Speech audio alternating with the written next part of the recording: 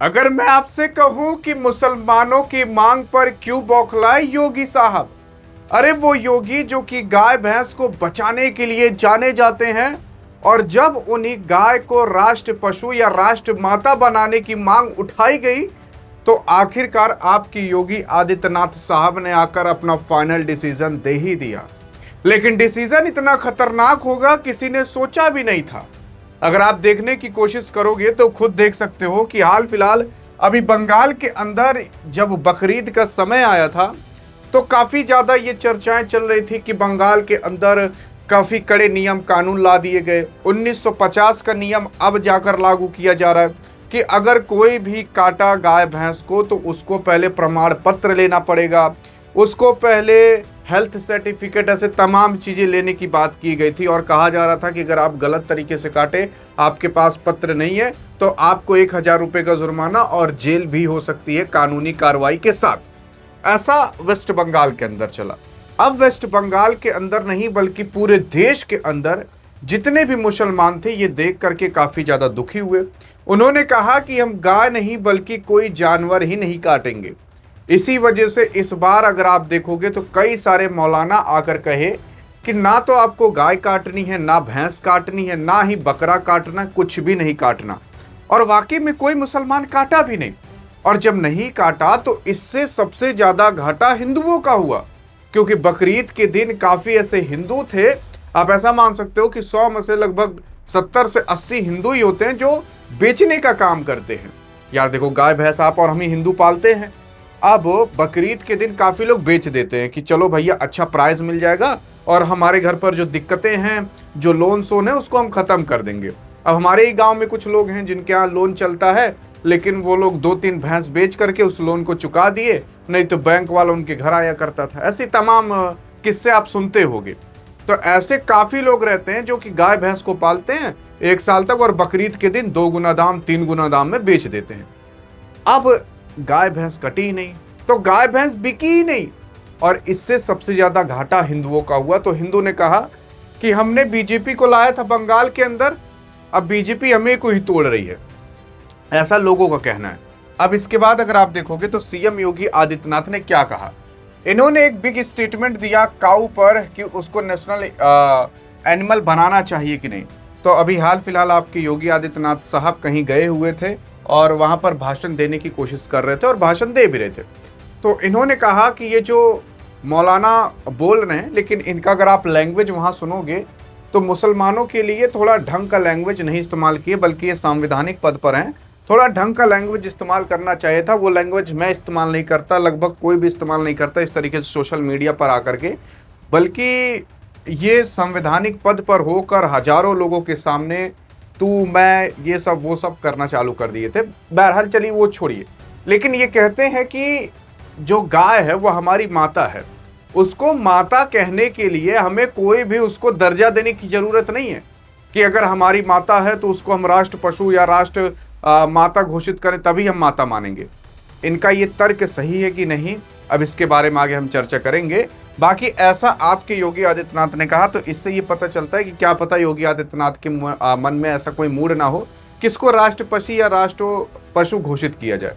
लेकिन अब मैंने ये सारी चीजें आपको डियर गुरु व्हाट्सएप चैनल पर बता दी थी। अगर आपको चाहिए व्हाट्सएप चैनल सारी तमाम जानकारी है देश दुनिया की, तो डिस्क्रिप्शन और पिन कमेंट में लिंक दे दिया है, आप जाकर आप वहां से आराम से फॉलो कर सकते हो लिंक पर क्लिक करके। लेकिन अगर आप इस तर्क पर ध्यान दोगे जो आपकी योगी आदित्यनाथ ने कहा था, ये हिंदुओं को लुभाने के लिए तो सही था, लेकिन एक बार हम डाटा और फैक्ट देख लेते हैं, और वो भी वेल वेरीफाइड हम देखेंगे। जैसे कि यहाँ पर अगर दुनिया में सबसे ज्यादा बीफ कहीं कटता है या बीफ कहीं बेचा जाता है, उसका मांस कहीं ट्रांसपोर्ट होता है, तो वो कहीं और नहीं बल्कि ब्राजील में होता है। ये अमेरिका का एक देश है ब्राजील, वहां पर होता है। अब ब्राजील में ना सबसे ज्यादा गाय भैंस ये कटते हैं। बीफ का मतलब ही होता है गाय भैंस और बाकी तमाम ये जो मांस होते हैं उसी को ही बीफ कहा जाता है, ज्यादातर गाय भैंस वालों को बीफ कहा जाता है। तो ब्राजील में सबसे ज्यादा ये निर्यात होता है, या कह सकते हो यही सबसे ज्यादा खाया होया जाता है, ट्रांसपोर्ट किया जाता है। फिर दूसरे नंबर पर ऑस्ट्रेलिया आता है कि यहाँ पर बीफ यानी कि गाय भैंस का मांस कटता है। तीसरे नंबर पर संयुक्त अमेरिका आता है, यानी कि यूएसए आता है तीसरे नंबर पर। चौथे नंबर पर जानते हो कौन आता है, जिसे गाय को माता कहा जाता है? भारत। भारत के अंदर पूरे दुनिया में चौथे नंबर पर गाय, भैंस, बरधा और बाकी तमाम चीजें कटते हैं। आप क्या विश्वास करोगे? और अगर आप दुनिया के कोने में जाओगे ना, और जहां पर भी गाय भैंस का मांस अगर आपको मिलता हुआ दिखाई देगा, आप वहां पूछिएगा कि ये मांस कहां से आया है, तो वो बताएंगे इंडिया से आया है, क्योंकि इंडिया का मांस बहुत अच्छा होता है। लोग ऐसा कहा करते हैं।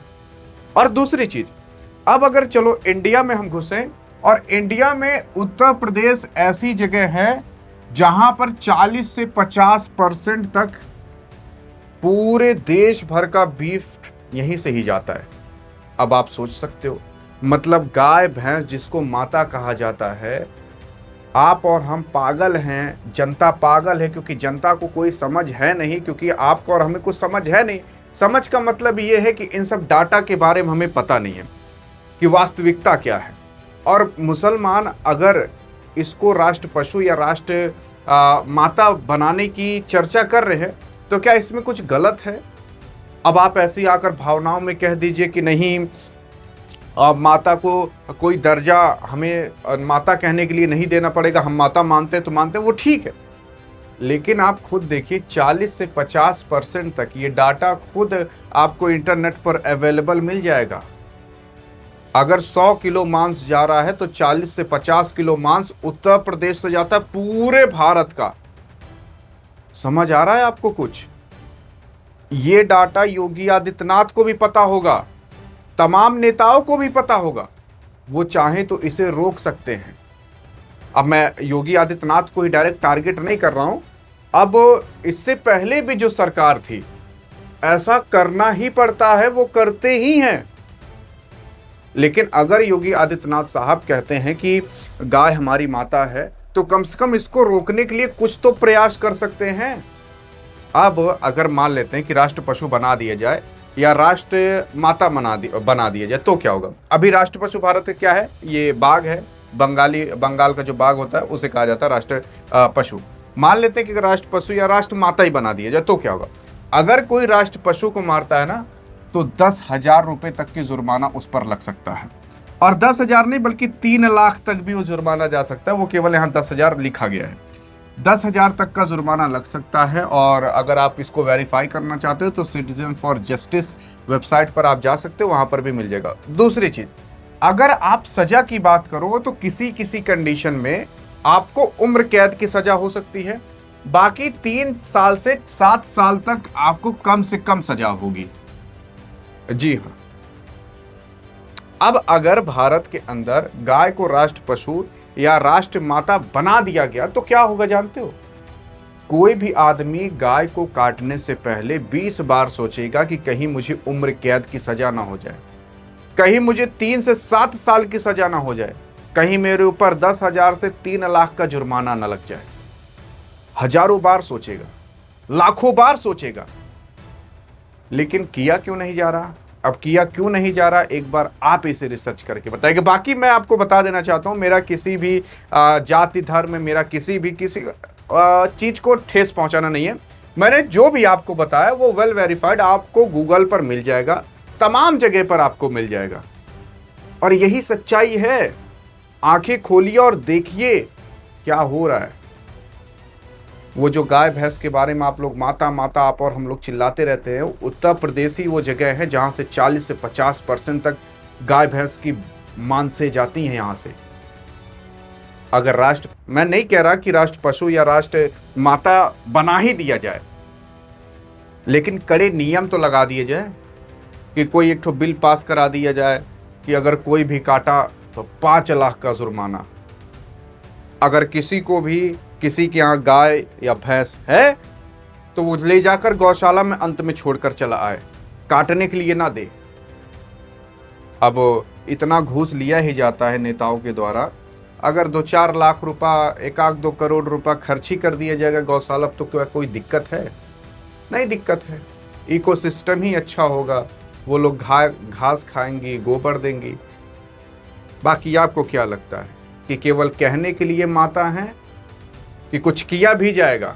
एक बार आप और हम चलिए आवाज उठाते हैं, बाकी अधिक जानकारी चाहिए तो इस वीडियो में मिलते हैं। तब तक के लिए जय हिंद, जय भारत।